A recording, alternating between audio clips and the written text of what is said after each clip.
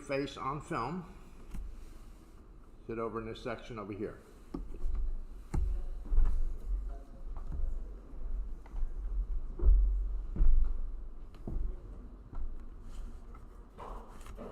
Ten, 9, 8, 7, 6, 5, 4, 3, 2, 1. Good morning. My name is Reverend Jerry Moore, and I'm going to lead you in our Lyceum service this morning. Today I would like to talk about healing. A great deal has been said and written about healing these days. You can find articles in magazines, you can find articles in newspapers, hear about it on the radio, talk shows, TV drama series even talk about healing. It seems to be everywhere. So why so much discussion about this? Well, obviously there's a great interest. Modern Western medicine has made significant progress in more recent years in a relatively short period of time. My grandfather was a doctor, and he had all his tools of the trade in a little black bag that he carried around, and he made house calls. So there have been a few changes since his time. Today, many physicians work in medical centers with a wide array of resources. First discovery of modern medicines like penicillin and the polio vaccine, heart, lung, and kidney transplants, artificial knee and hip replacement, and countless other advances have amazed us with the potential that modern medicine provides. So, as a result, we've kind of led ourselves to have very high expectations of what our physicians and medical practitioners can do. However, the public has come to realize that modern medicine is, of course, not infallible. It is clear that modern medicine does some things very well. Surgery and drug therapy are two outstanding areas where that's quite apparent. But of course there are other areas that where it's somewhat less effective. And this has led many people to search for alternative approaches. Today there's a whole cafeteria of choices for the patient to choose from. You can choose herbs and drugs, CBD oils, diet and nutritional supplements, chiropractic and massage therapy, and the list goes on and on and on. They all have one thing in common though. None of those seem to work 100% all the time. And this can lead to more questions than there seem to be answers available. Obviously a prudent person would see a qualified professional for advice, but as individuals we must also come to grips with how we think about healing and our own role in it. So one definition of healing is that it is overcoming or eliminating an obstacle, impediment, or interference to our full functioning. The traditional approach is that we wait to become sick, even become incapacitated, before we seek healing. At least that's kind of the macho way of approaching it back when I was growing up. So it seems like the old view was that women don't go to doctors unless they are cured their unstructured. The words that we use much of our thinking in this way. We often reflect to war against disease, the ability of the body to defend itself from attack by disease, the drug arsenal available to the physician in fighting the disease. These notions of putting up defenses against unseen invaders can be helpful in cases where immediate and forceful action is required. We want to put up impenetrable walls through which no evil can pass. The irony of that approach of putting up this impenetrable defense against negative forces sometimes restricts the positive aspects from passing through those walls either. The natural mechanisms that we have in our bodies may be inhibited by the very techniques that we use to try and protect ourselves. There is no question that illness can affect the functioning of the mind as well. Most of us have experienced times when we were found dead because of some sickness, and we just did not feel like even reading a book. Even watching Seinfeld reruns was just too much to take. We often ignore this connection of the mind and body. It's not common to address one problem developed elsewhere. For example, a person who has smoked for years and stops at the request of their family may very well develop weight gain or perhaps stomach problems. And why would this be? Well, the reason the person was smoking has not been addressed. This handling of stress, way of handling stress by smoking, the body will find a new way to express that. And in this case, perhaps it's overeating or having stomach problems. There have been an increase in the number of ailments attributed to emotions and stress.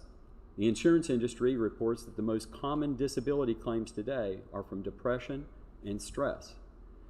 We cannot avoid stress completely, of course, but we can learn to deal with it.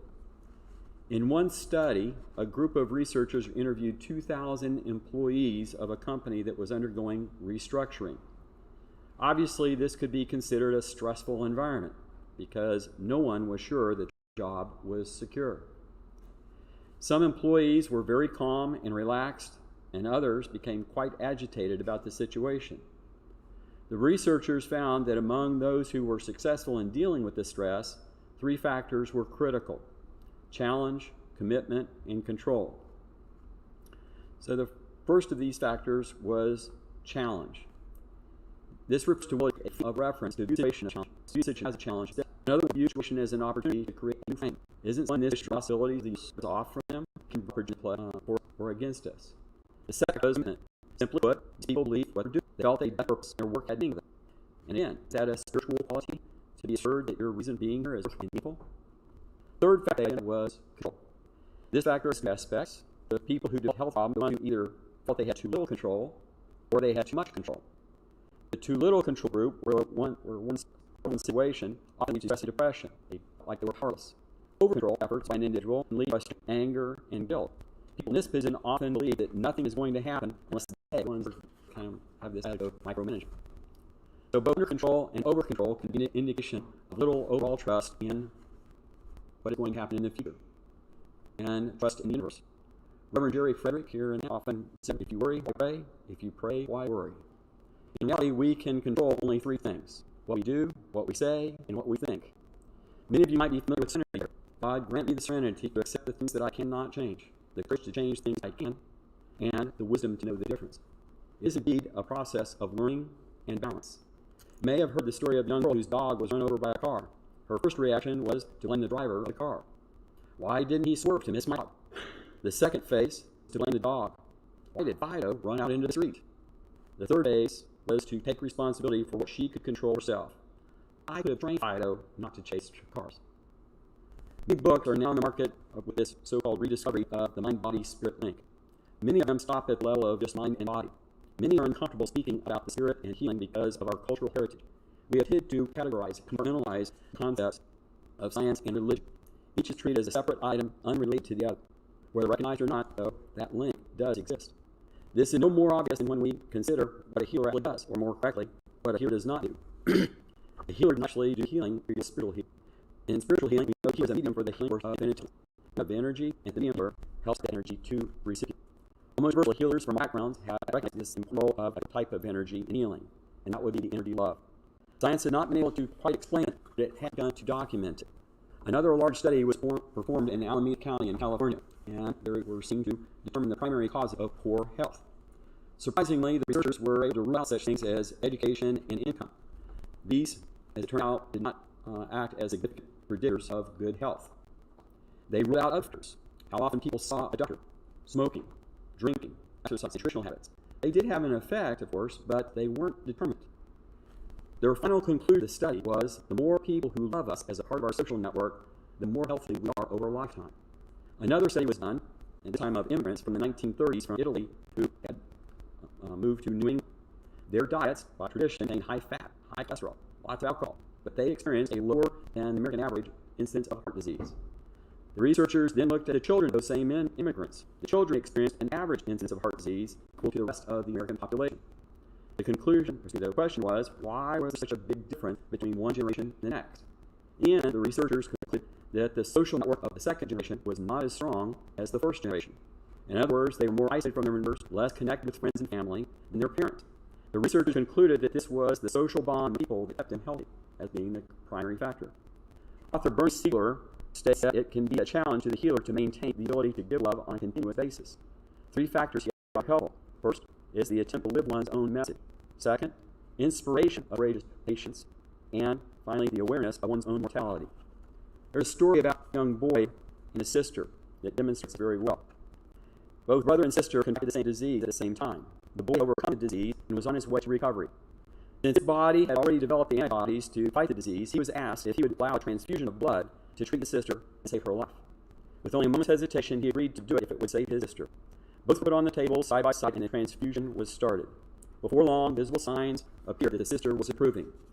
The boy looked over at his sister and smiled, and then his expression changed, and he became pale. He turned to his mother, who was standing by, and asked, "How soon will I die?" You see, he had misunderstood. He believed that he had to give all of his blood in order for his sister to live. This courageous little boy was willing to sacrifice his life for that of his sister. And I believe that little boy well understood Bernie Siegler's comments for healers. First, he was obviously living his message. He loved his sister very much and was willing to do what was asked to aid her. It did not matter that he was only a small boy. It did not matter that he did not know how such treatments worked. He only knew that his own intent was to help his sister recover, and he was offered a way to accomplish, and he took it. He lived his message. Second, he certainly demonstrated deep courage for all those around him and all those who hear this story. Finally, this little boy was very aware of his morality. He knew that he had been fortunate to be able to get well from the disease first before his sister. He also knew that he could have just as easily been lying in his sister's place, still trying to overcome the disease. The difference between himself and his sister was paper thin. On one hand was the recognition of his own vulnerability. On the other hand, he recognized he had the power and ability to help his sister. Put together with his intent and courage, he found strength to take action. When it comes right down to it, science cannot always tell us exactly how healing works. Science knows that if certain procedures practice, healing hopefully will follow. Just because we do not see it does not mean that healing isn't taking place, and that is a key. It comes back to trust and belief.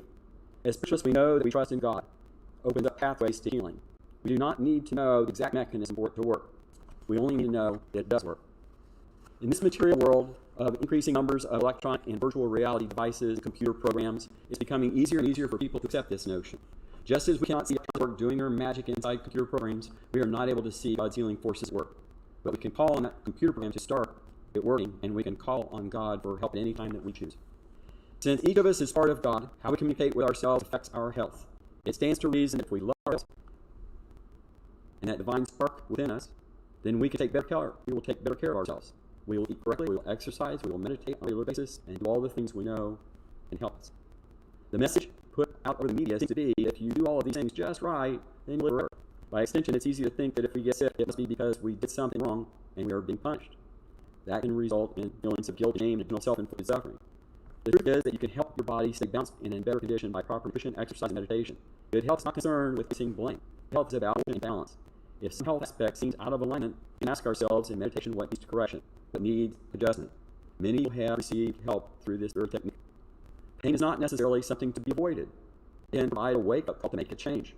Many people are confronted with life-threatening illness, go through a spiritual rebirth. There is a renewed revitalization and realization that life is fragile. We are all connected as spirit. Very little separates our spirits from each other. Only those obstacles that we have, including those that we put up for ourselves.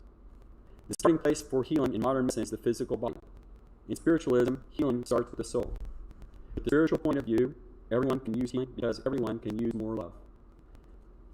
There's a story told that I'd like to refer to, I'm sure many of you have already heard it, about a little boy who was walking down, the beach, and he saw another man in the distance. As he grew nearer, he noticed that the local person kept leaning down, picking up something, and throwing it out on the water. Time and again, he kept hurling things out into the ocean. As this man approached the other man and got closer, he noticed the man was picking up starfish that had been washed up on the beach, and one at a time he was throwing them back into the water. The first man was puzzled. He approached the man that was throwing the starfish and said, "Good evening. I was wondering what you're doing." And the response was, "I'm throwing starfish back in the ocean. You see, it's low tide now. All the starfish have been washed up onto the shore. And if I don't throw them back into the sea, they'll die up here from lack of oxygen." The first man replied, "I understand, but there must be thousands of starfish on this beach. You can't possibly get to all of them. There are simply too many. And don't you realize that this is probably happening on hundreds of beaches up and down this coast? Can't you see that you can't possibly make a difference?" And the other man replied, after smiling, he bent down and picked up another starfish, and as he threw it back in the sea, he replied, "Made a difference for that one." And so it goes. One person can make a difference. You can make a difference in your own life. Each of us has a part to play in healing the world. Each of us, even in this material world, always have something to give. A prayer and perhaps some kind words. A number of years back, I had a personal experience of when I was back in the workforce, and I traveled on the expressway Orlando. Rather busy way if you've ever been there. and I approached the toll plaza. We backed up because it was the day, and I was ready to leave before Express Pass was available. And I pulled some money in my pocket and I threw it at the toll keeper when it became my turn. They said, and I didn't understand what they said. And I asked her to repeat it in an angry tone. You know, I was frustrated because they weren't processing money. He said, "You have to pay." Talking about because they're paying for you. Obviously, I wasn't expecting. It was really startling because of my attitude at the time, and I was not paying attention, but was actually having the moment. In such mundane events each day, we each play a role, our own health, our own healing. What makes a difference is how we think, how we act, and how we speak about healing. The power, the ability, the responsibility to initiate healing lies in your own hands, even in the words of the top operator that you might be dealing with. I would like to relay the words of Joan Borisenko, another writer about healing. We are healed when we can grow from our suffering, when we can reframe it and out of right place that leads us back to who we truly are. We have an effect on ourselves and on others in our day-to-day lives. I conclude my remarks, but I'd be glad to. Any questions, if you have any, or comments? Everybody's fine.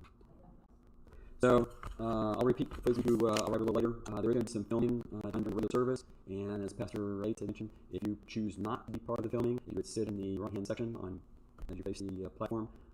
Then you will not be included. So thank you for your attention this morning. Really appreciate it. Thank you.